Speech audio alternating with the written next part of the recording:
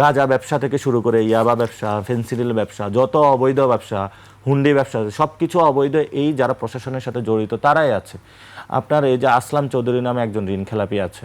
তারপরে হলো আপনার এই সংসদে বিএনপির যে কয়েকজন হলো এমপি এবং মন্ত্রী হয়েছেন তাদের আপনি ডেটা ঘাঁটবেন, তাদের কি কি মামলা হয়েছিল, তারা কোথায় কোথায় যায়, আপনি ডিরেক্টলি ইনভেস্টিগেশন করবেন, কোন কোন হোটেলে তারা বসে রাতের আধারে কি করে।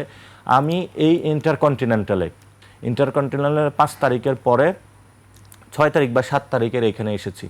আমি ইন্টারকন্টিনেন্টালের পিছনে গিয়ে আমরা একটা সংবাদ সম্মেলন করতে চেয়েছিলাম আমরা ওই সময়ের পরিস্থিতি নিয়ে।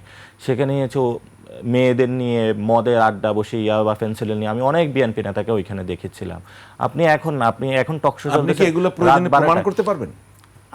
আমি শুধু প্রমাণ না, আপনি এখনই যান, আপনার ঢাকা শহর না পুরো বাংলাদেশে অবৈধ যে দেহ ব্যবসা থেকে শুরু করে যে হোটেলগুলোর ওনার কারা সেখানে আপনি নিয়ে খোঁজ করে দেখেন।